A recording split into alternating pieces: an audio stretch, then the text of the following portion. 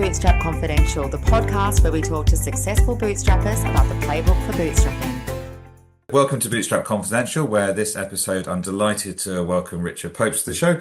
Richard founded Procurement Leaders back in 2004 and spent 15 years building it up and scaling it to a successful exit in 2019. Since then, he's become an investor, an advisor, a non-executive director, a board member and a board chair, and then more recently, a founder again when he founded Data Leaders, which I'm also looking forward to talking to you about. So thank you very much for joining me and welcome to the show. Thank you, Charles.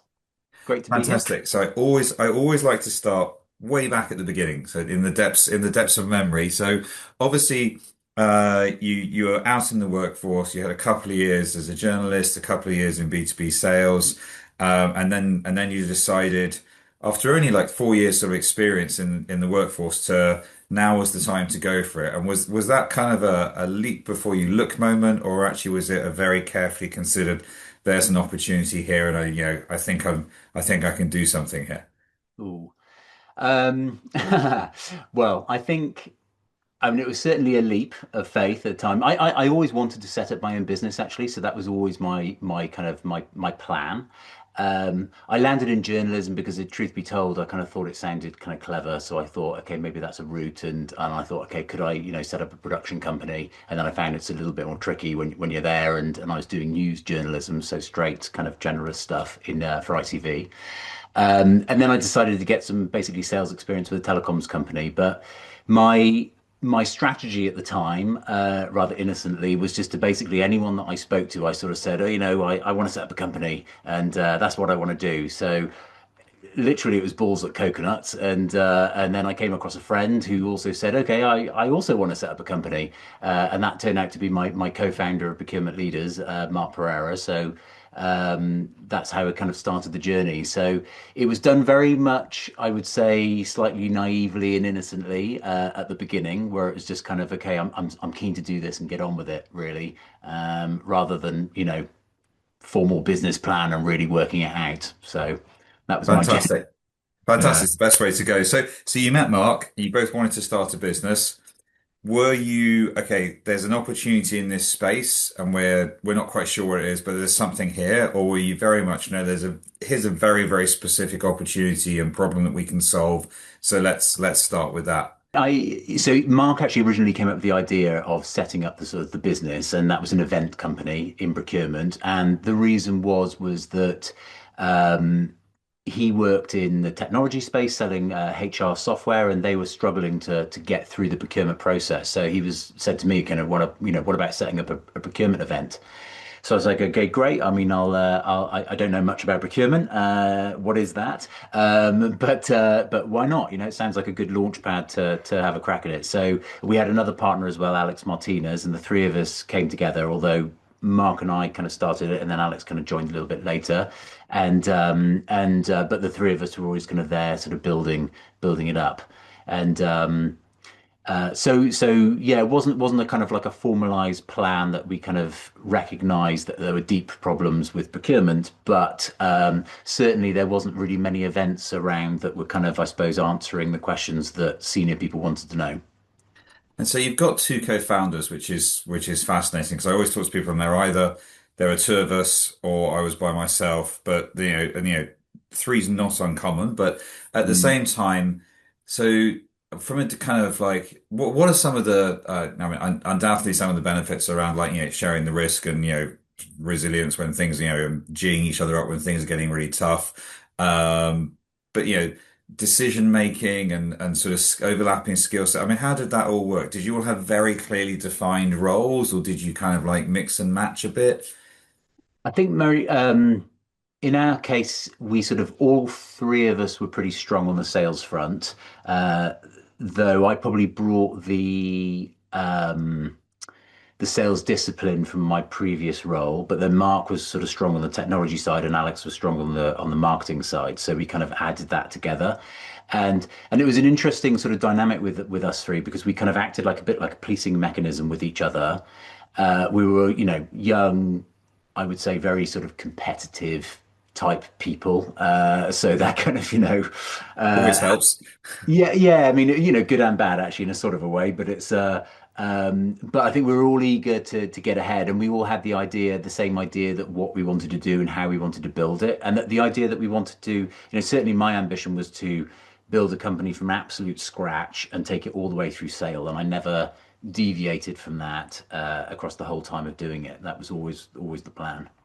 Okay, I mean that in itself is interesting because I mean I started a business just simply because I didn't like working for anyone else, and I my goal was to have enough income for one person, and no intention of sort of building a global business or driving it to exit or anything. But you were very, very deliberate and purposeful in what you wanted to do. So how do you think that affected?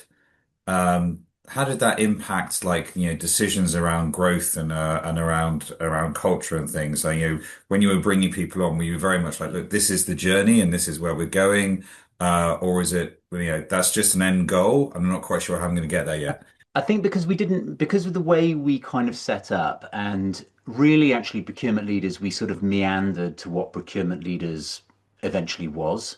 It wasn't until really, I mean, we set up in 2004. It wasn't really until 2011, 2012 that we brought actually a research company together, which we also set up separately, in together with what was procurement leaders to then form the model.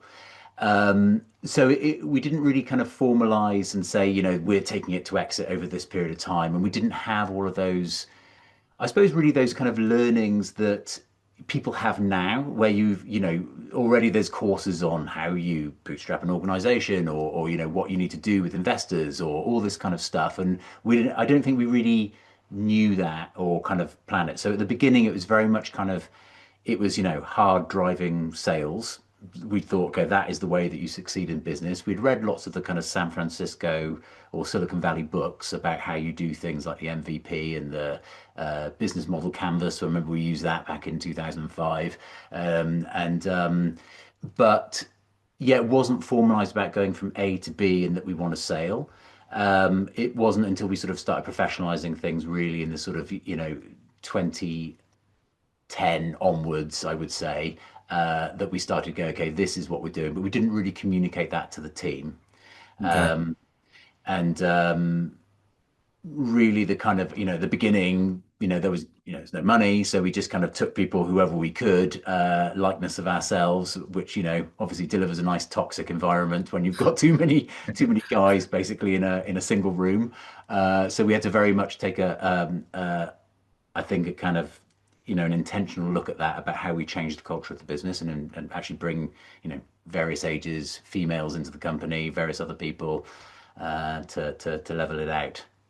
So I want to come back to culture in a second, but I'm just interested. I mean, the reason I bootstrapped was because, back in those days, the whole culture of like startups and VCs and Series A, B, C, D and everything, that just wasn't common parlance. Yeah. People started a business and that's what you did. And there was a place called Silicon Valley where they had all this really cool kind of startup ecosystem and culture, but that didn't really permeate the rest of the world. So I kind of bootstrapped because I didn't actually think there was any other choice. But with what you were doing, were you bootstrapping because that's just seemed the logical thing to do, or you're like, did you consider the investor route, or was that just never even on your radar? I think it was similar, really. It wasn't, as I say, it wasn't common parlance. So it wasn't sort of something that we really kind of thought, okay, there's a logical step here in what we should be doing. So for us, it was about kind of, making sure that the customers, and we spend a lot of time, I was constantly on the phone to procurement people and tech consultancies, understanding the market and really getting deep into it. And it was quite a sales driven organization basically, and that's what we really focused on. And just on the culture, so you said like obviously you ended up with too many guys and therefore you needed to consciously look at the culture. And so how did you, other than sort of like a moment when you look around the room and realize that there's everyone's the same age and everyone's male, and my first business had I think almost everyone was sharing houses and flats together. I mean, could not get, it was far too similar. But how did you deal with that? And other than obviously bringing people in with more diversity, were there other things that you did to try and imbue us a sense of culture where you're keeping that really like aggressive sales that you started with, which is so fundamental, but also broadening it out for a more sort of more diverse workforce? Yeah, I mean, I distinctly remember it actually. I even remember the conversations about it. Is that we need, in fact, actually, it was a lot around. Actually, we need to get more female influence into the business, and that was I remember a conversation between Alex and myself, and you know both agreeing and saying that we need to change the culture here because we were having kind of right at the beginning, it was kind of like stand-up fights, male, it was real male ego type stuff, and so it wasn't really, it was fun in a sort of sense, but it was definitely work hard, play hard, and it needed a sort of different influences. So we yeah we had different sort of aspects of the team that we brought in people quite intentionally to kind of change the culture. And of course, that obviously takes a long time to get right in the kind of years really to embed it. But that business definitely had a distinct culture. And a lot of it filtered down, in terms of from the top down, in terms of how we, worked with the team, respected the team, and obviously tons of mistakes along the way. That goes without saying. Yeah. There was the intention of making sure it's a good business to work for. And so you're in 2012, you've kind of brought the research part component in as well, and you've now got the model to grow, and you're professionalizing it. It sounds like before then it was like typical startup craziness, like everyone's all over the place charging around 100 miles an hour, and that can be fun. It can be a bit crazy and a bit full on, but it can be fun. But like from experience, when you start to professionalize things and you put in more processes and you put in more structure and more reporting and you're trying to provide you're trying to make the business better and more sustainable, you sometimes get some pushback from the people that are like, oh, it's not as much fun as it used to be, or like, why are we doing this? So were there any challenges as you professionalized the culture, or was it relatively smooth apart from the things you learn along the way kind of sailing? And it definitely wasn't smooth. And we had a 15-year journey, right? So you kind of go through all kinds of ups and downs, and we really did have the real from left to right, the whole gamut of different experiences of things that came at us. We always kind of kept the business on track in terms of sort of where it was going and what we were doing. But we definitely had, over that time, had some really strong personalities, which kind of bent things in a certain way. And we needed to, reconfigure that and think about what we were doing. So, yeah, and certainly, when you grow internationally, because we had an office in India, we had one in Singapore, Australia, the States as well, and then obviously head office in London. So it gets more complicated. Certainly over 50 people, it started to become, quite complex in how you deal with that. And we needed to have proper processes in place to make sure that, they could scale in the right way. So yeah, it's a difficult, it's a tricky challenge. It's definitely, you need 100% focus, as you well know yourself. And as you expanded internationally, so did you find it? I mean, one of the challenges I had was trying to export the culture so that when you went to an RFI office in Singapore or in London or Toronto, there was the same kind of people doing the same, and it had the same kind of vibe as back at head office. But then you're doing that into different cultures, so it never quite like as easy as you think. But did you just go, you know what, each office can have its own slightly unique culture, or did you try and sort of manage it a bit more in a centralized way? Yeah, I mean, in an ideal world, we would have kind of put kind of, I suppose, the sort of the top team, the top brass in different countries and let it kind of grow that way, and would have been the best way to kind of instill the culture. But actually, that wasn't possible, particularly as one of our founders, Mark, had left the business in by 2011, 2012, sort of around that time. So it was Alex and I running it, and it wasn't possible for either me to be in the US or for him to be in the US, although that would have been kind of ideal. So we had to kind of let it morph and grow in its own way, and with that obviously comes all kind of dynamics and upsets and also meanders on the culture side. It's quite difficult to get that right. Yeah, no, I could not agree more. So you're expanding internationally. I'm going to be super assumptive here based on my own experience. When you expand internationally, some things go swimmingly well occasionally, and some things don't go quite according to plan, and it's that little bit harder because it's all happening in a different time zone and sort of slightly removed. So invariably, in my experience, I'd make all sorts of assumptions about this is going to happen, this is going to happen, and we're going to have these numbers. And then 3 months later, I'd be looking at the numbers going, okay, we need to recalibrate and try. Yeah. So did that happen to you? And how did you kind of cope with okay, like learning from that and moving on, or getting the team remotivated when something's not really not gone according to plan or something?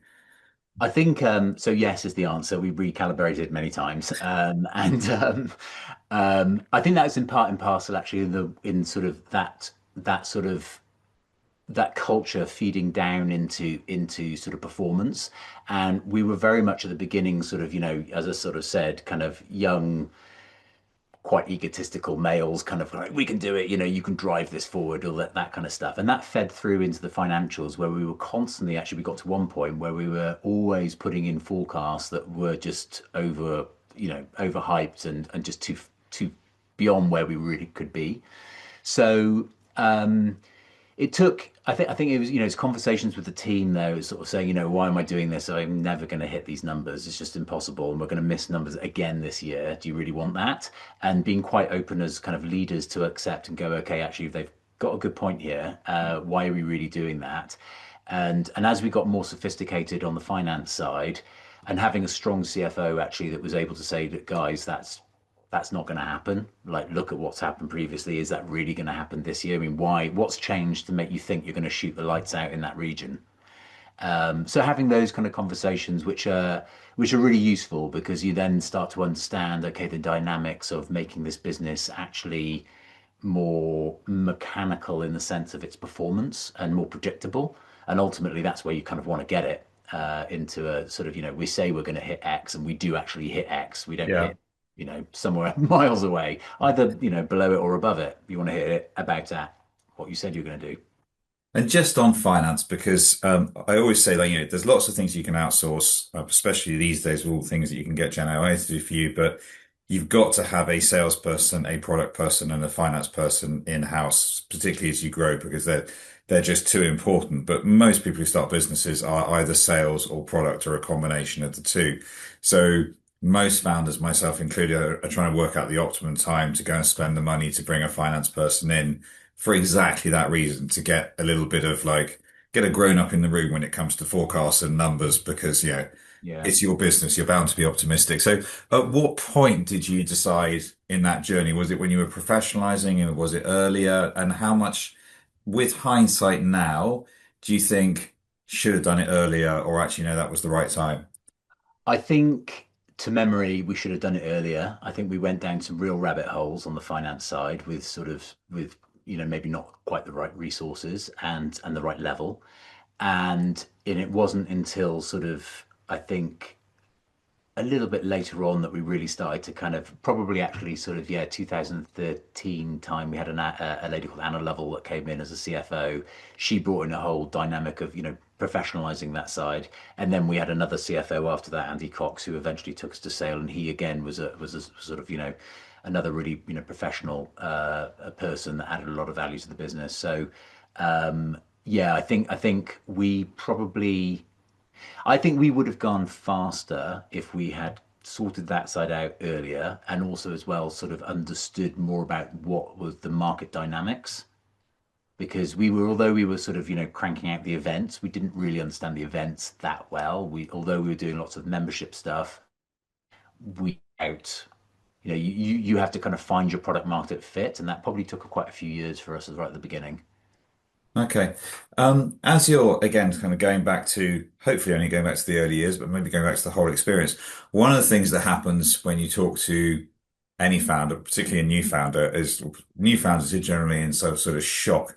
But experienced founders talk about it with sort of battle scars, is the mental resilience you need to get to get it up and get through the early years, and find product market fit and get a sustainable cash flow and deal with all the things that go wrong on a regular basis, both internally and also external shocks. So What was some of the way, I mean, were you surprised by by how much resilience was required, and what were some of the ways that you kind of tried to cope with it both personally and to keep the team motivated when you've got those big, whether it's the financial crisis or something, some big shock like that happening.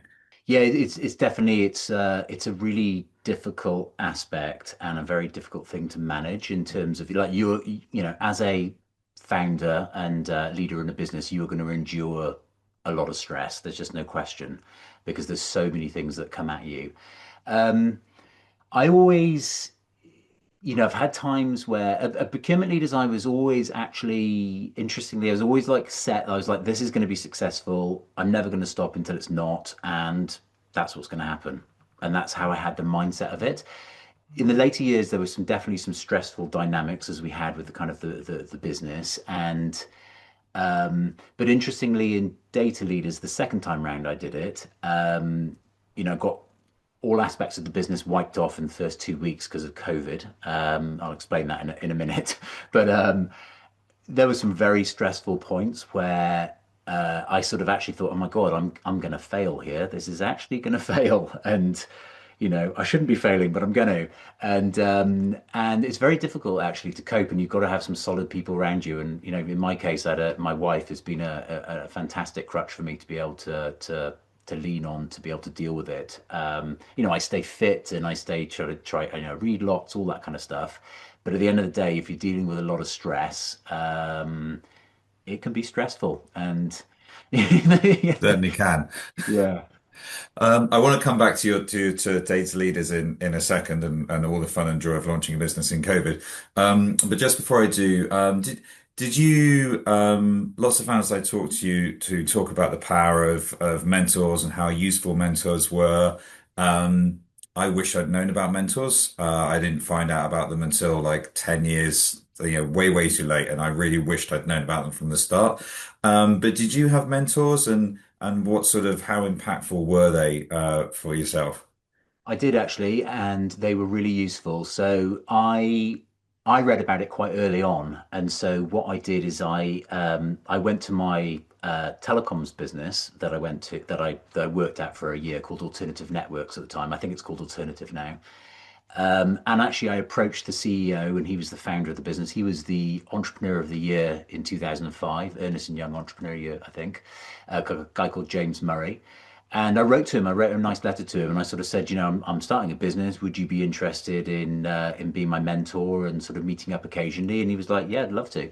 So we carried on. We used to have breakfast together in Chelsea, which was very nice. And I used to tell him about stuff, and he would ask me things, and I'd be like, oh, I haven't thought of that. And I found it very useful. And I actually got myself two. So I used him, but then I also had a friend of mine who was also kind of my sales coach, a guy called Martin Tucker. And he was very good actually at kind of bouncing ideas off, particularly when it came to the nuts and bolts sales aspect of things Yeah. and how we should be treating people and thinking about that side of things. So yeah, so I think there's a lot of value in having a mentor and in having kind of someone that you feel comfortable bouncing ideas off and having a sounding board. It can be very Yeah, but at valuable. the same time, I think that really highlights the fact that it's so much more valuable if you've got a mentor that's been there and done that themselves. Yeah. It just that just brings an extra dimension to the whole thing. I think you've got to, Particularly I in this. think, yeah, and I think you've got to pick and choose that person carefully, right? You've got to make sure that they are a sort of, they're a proper confidant that can listen and give feedback, and they're not actually, sort of trying to bully you into a particular kind of dynamic of the business. So, but yeah, I think they can be very valuable. Okay, on to your second business now, because I'm fascinated by this. So obviously, you've built a business, you've exited, you've got for whatever reason bored of sitting around, and you've decided to go again. So what a I should imagine some things are easier, and then obviously some things are not, like getting hit by COVID and fearing about. So how what was the kind of what was the thought process and the motivation? Because the motivation when you first do it is, I should imagine, very different to the motivation the second time round, not least because you're in a different financial situation. Well, so I finished at the procurement leaders. I exited the business before we sold it. So I was on the board there and we were kind of navigating that. But basically, operationally, I was kind of a free agent. So I decided to go and get myself a sort of, load of advisory gigs, which is what I did. And I found that actually very valuable, but I didn't quite find it to sort of, quite what I should be doing. And I kind of thought, okay, I'm too young to be doing advisory gigs. And in advisory, you still have to make sure you're staying very relevant in the market to give people good advice. Um, I actually, in fact, my partner said to me, "Oh, there's this business called Executive Leaders. They need a bit of help. You can go and check it out and see what you think." So I thought actually I was going to go and turn up to a business that needed some advice. So I went along, met the guy in London Bridge, the owner Omri at the time, and he had set the business up to mimic, interestingly, procurement leaders, Okay. and was round the corner from procurement leaders in London Bridge. And he actually got him. Well, he'd done the business for 7 years, but had got into some difficulty in terms of kind of cash flow, and basically decided to shut up shop. And actually, when I arrived at the office, he was quite literally rolling out the tables and chairs, and had just fired, I think, 17 people that morning. And Wow. and he turned around to me and said, "Do you want to buy the business?" So I was like, okay, wasn't expecting that. I thought I was going to come here for a bit of advisory session. Um, and so I looked at the business and it had a little portion of it called data leaders, which I thought, okay, that is interesting because I've always actually wanted to go the data route in procurement leaders. I wanted to push the business into the kind of the more the data field. So I basically looked at it, did my own due diligence on it, and thought, you know what, I can turn that business into procurement leaders quite easily, I thought. And so what I agreed with him was to buy the assets of data leaders, which was basically a database, a website, a domain name, or a sort of a company name. I bought that, and that became what was data leaders. But I bought it with the idea that it was a going concern, and that was 2 weeks before COVID. So it had two events in its portfolio, which I thought, okay, I can monetize that and I can get on with it. That all got wiped off the floor 2 weeks later after the sale. So I then had to kind of think, okay, what am I going to do with this? So I basically spent the beginning of COVID trans basically building it into procurement leaders, modeling it on that business, but making it much more digital, much more fluid, lighter as well as a business, and set up out the gates doing that. And what's that? I mean, because you talk about that fear of failure. I mean, it's almost considered a rite of passage to kind of fail in your first startup and then succeed in your second one. But succeeding in your first one and then not going so well in your second one is not your traditional rite of passage. Yeah, it So was. how did that feel when you were Well, concerned about that? at the time, at the beginning, I was kind of okay. I'm not concerned about this actually because I think that I've got some runway. I had some money myself actually that I was putting into the business, and I thought this is a really exciting and hot spot. So I'm going to make this work. It wasn't until probably second COVID came around and things, as you probably or other people will just remember, is that things just started getting really slow. And what I was having problems was actually, ironically, procurement with corporates. So I just couldn't get money out of some people, and so I was really struggling with dealing with some of the corporates that we had as clients, some really major names, but they just weren't coughing up the money quick enough.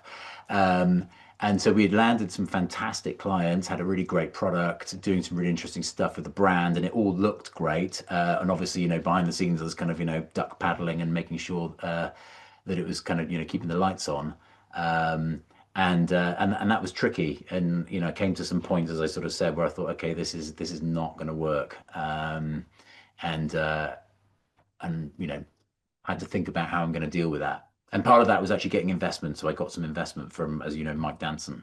Okay. Uh, so that was good timing to get that investment in.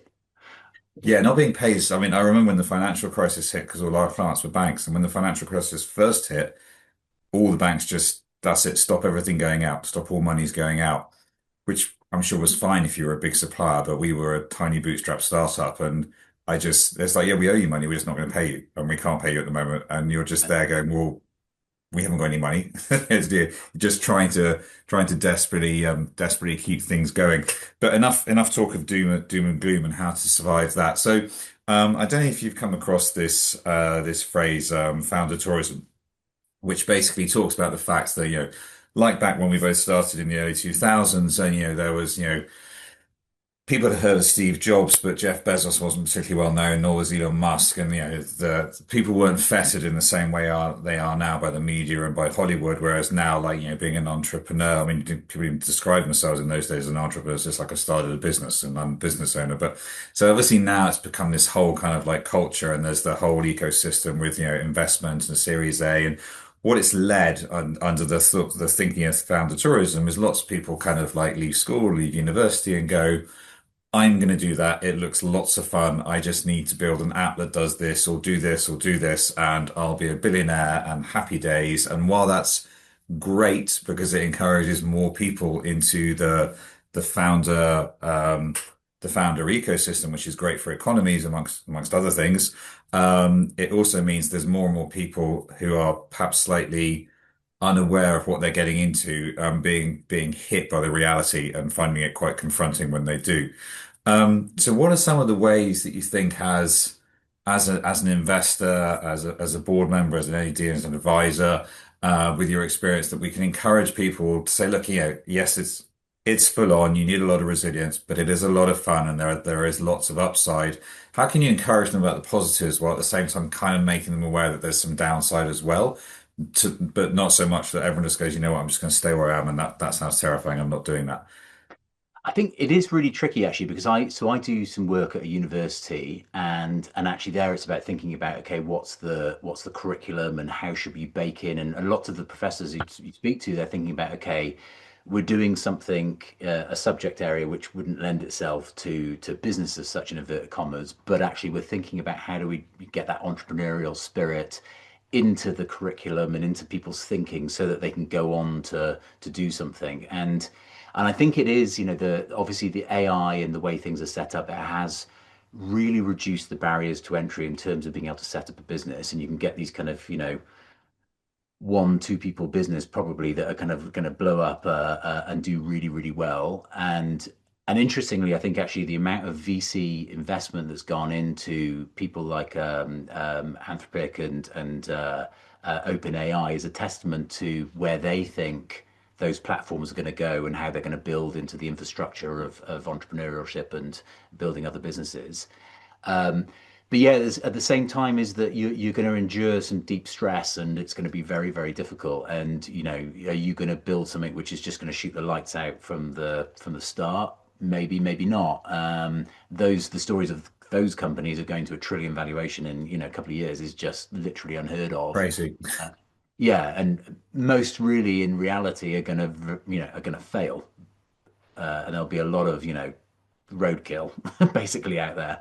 Um, but at the same time, you want to, as you said, you want to kind of encourage people. And I don't think that, there's a necessarily a kind of set person that's an entrepreneur. It's just someone that is going to keep going and is going to think how they can, maybe enjoys that type of thing. So I think it's good to encourage people, give them some forewarning, but don't scare them off equally as well. Yeah, I love that phrase. As someone who keeps going. I asked one founder who now runs a billion-dollar startup, but not, it's no longer a startup, that they bootstrapped over 25 years. What's the most important thing? And he said to keep going. He said, if you stop, Yeah. it's done. It's over. Like you've just got to find a way, even if you get right back down to just you yourself, like doing it on like a almost living on the breadline. Like it's you've just got to keep going. That's such an important message because Yeah. Who and can it does endure the most require pain? deep motivation sometimes to fire yourself up to do that. So talking Yeah. about encouraging founders, and I'll come on to that question in a second. So you got a time machine. You can go back to 2004. You hop in the time machine. You go back to 2004. You meet your younger self just as you're launching the venture. What's the one or two pieces of advice that you'd say? Look, you don't know this yet, but if you knew this now, the next 15 years would have been much easier, more successful. What's the one piece of like, the one gem of wisdom you would give your younger self saying this will seriously help you get there much quicker, or with much, you'll enjoy it more, or it'll be more fun, or whatever it might be. I think across the board is about understanding for people to understand their value and to walk into those conversations when you've got other founders and friends and people that you're going to work with and understand what you bring to the table and make sure that it's equitable in the right way. And so um, I think that that's kind of important actually. Kind of understanding your value is a good thing. And I think maybe in my particular case, I was very sort of like, gung ho and enthusiastic, and I probably didn't really kind of think about that side of things much. I wasn't very sophisticated in terms of understanding really business actually, and how all the dynamics behind the scenes work. And so yeah, there's a lot to learn, and even now I'm doing a course on venture capital and private equity. I've sold and spoken to those groups of people and know lots of them, but it's still, good to be informed and to keep yourself relevant and to understand what's going on. And so so yeah, I think stay focused and make sure you know what you're getting yourself into. And final question, what for you is the greatest joy of being a founder? What's the one thing that that just makes you go, this is what's so good to be a founder? I think for me, it's control over your own destiny. It's more than anything basically is that I always wanted that. I was always a little bit of a contrarian when I was younger, and I wanted to be outside the system, and I wanted to be able to kind of dictate what I wanted to do when I wanted to do it. So that's how why I even kind of thought about going into the whole entrepreneurial side of it. So that and then if it comes with trappings, if it comes with the money and all that sort of stuff and the opportunity to do something, I thought that's good. I like that kind of Yeah. that sort of target in the future. But yeah, I think control over destiny is the number one thing, really. Fantastic. Richard, thank you very much for your time. We're out of time. I could carry on chatting for ages. I'd love to talk to you again at some point, Yeah, but thanks for pleasure. coming Thank you. on and for sharing your experiences and your stories and your, what you learned along the way, for all founders out there to listen to. That was absolutely brilliant. Thank you very much for your time. Thanks, Charles. Pleasure as well. For all our listeners, if you'd like to hear more podcasts on how to bootstrap, or if you want to access all our bootstrapping resources and playbooks, then just go to our website, www.bootstrapconfidential.com, for free registration.